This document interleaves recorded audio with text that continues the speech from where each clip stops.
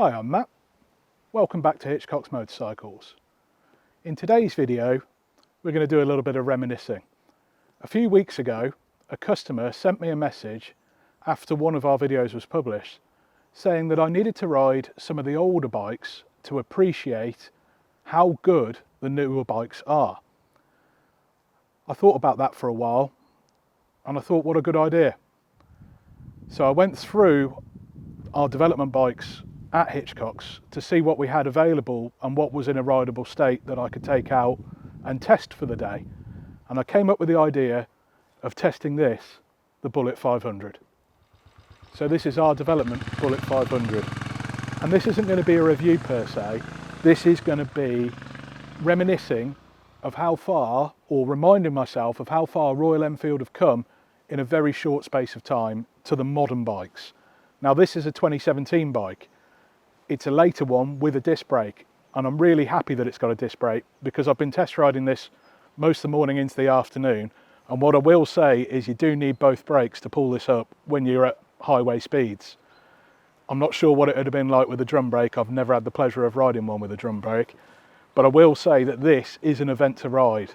So let's stick the helmet on, join me on the bike, and let's go out for a ride. So although this isn't a review, I thought whilst we were looking at some beauty shots of the bike, I'll just run through some of the basic specs. I'm not going to go into any great detail, but we've got a 500cc putting out around 27.5 horsepower up to 28, depending if you're lucky enough, and 41.3 Newton meters of torque.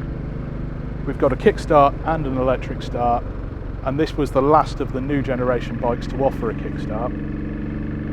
We've got a telescopic front fork with 130mm of travel. We've got twin shocks at the back with 80mm of travel. We've got a single 280mm disc with a twin pot caliper, and depending on your year, like I said earlier, you've either got a drum brake or a disc brake at the back. The later bikes coming with disc brake.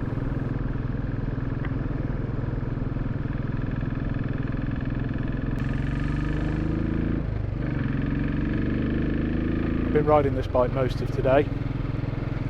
It's an event for sure. On the faster roads, it will more than happily keep up with modern traffic. There's no issue with power or performance, but it feels so much more at home on these beautiful back lanes where you're just thudding along, riding the wave of torque that this bike produces and thoroughly enjoying your surroundings. It makes riding a bike such as this, or the Classic, or of course any of the other variants of the UCE, so much of an event, and I can understand why people love these bikes.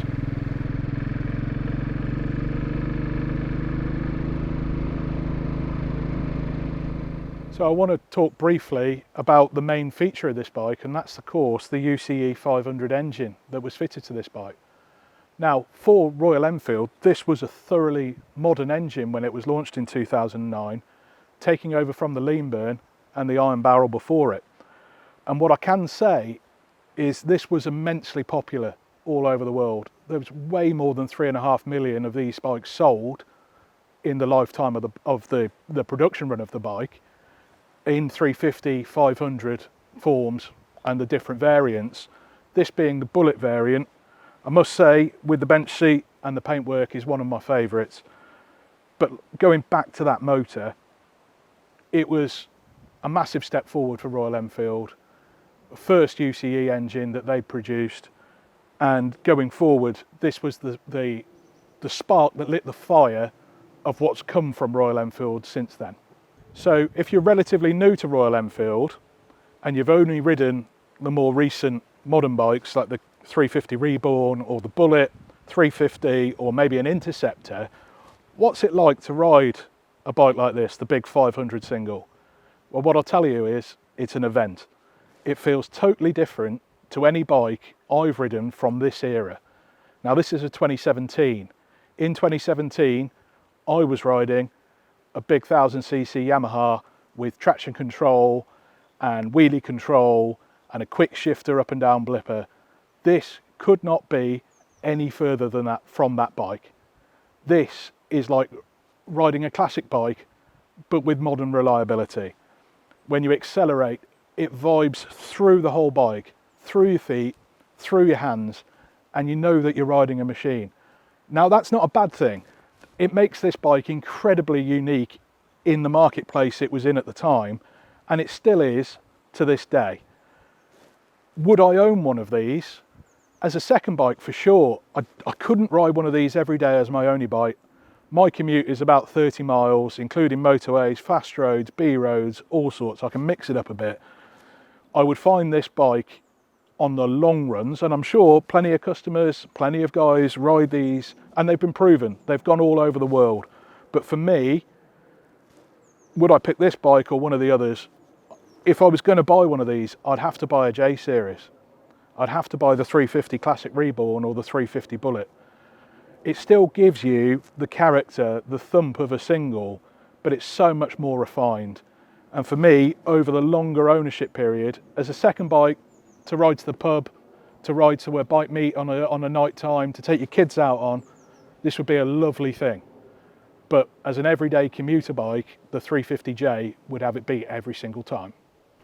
For those of you who have not had the pleasure of riding one of these, what's it actually like? Well, the riding position is very natural. It's a nice sitting up position. The bars are a good reach to you. The foot pegs are in the right place for that classical roadster seating position. Riding it, it feels like you're riding an old bike, but with like the modern switch gear, the modern light clutch, the modern brakes. Although I will say the brakes on this one are a little bit lacking when you're used to riding modern machinery, and like I said, you do have to use both to pull it up in a hurry. I thoroughly enjoyed riding it. It's a bike that I haven't ridden in a number of years, and I've only ever had a brief go on one in the past. The seat on this bike is a very comfortable place to be. I've been riding it all morning without any issues whatsoever. I still feel box fresh, and I could carry on riding this bike all day after I've got a drink, because it is particularly warm today. The other thing that I really want to mention is the sound. The bike sounds glorious on full chat. That single popping away. This could really do with a decat and an exhaust system on it to really let it out, but it still makes a great noise.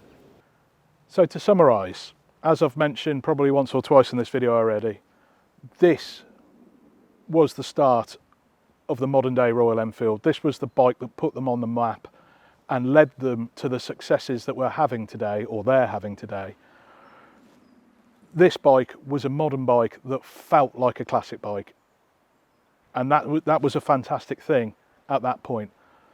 The current bikes are classic looking bikes that are thoroughly modern, and the leap in quality, when you look at the switch gear, when you look at the fit and finish of the bikes, in that short period from 2009 to today, you just can't compare them.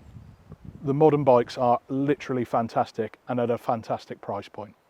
From our point of view here at Hitchcock's, we're still tying up a few loose ends on this development bike, and Neil's been working really hard on one or two things that you might be able to spot from the video that never actually went on sale. I'm not sure whether they ever will go on sale, or whether we're just dotting the T's and crossing the I's on the development work that we were carrying out on this bike. Because you have to remember, in 2009, this was the bike for Hitchcock's. You know, we were moving on from the older models that would still trickle away in the background, but this was a real success story for us. There was a load of modification parts. They were really easy to modify, and people thoroughly enjoyed the ownership of these bikes. That's it for this week, guys. I hope you've enjoyed that and got something from it. If you do have any questions, please feel free to drop them in the comment section below, or drop me an email. I will point out that we are still offering all the parts and all the accessories that are currently available for this bike. You'll find them in the sections on the website. And like I say, if you do need anything, please drop us an email. My name's been Matt. Thanks for watching. We'll see you next time.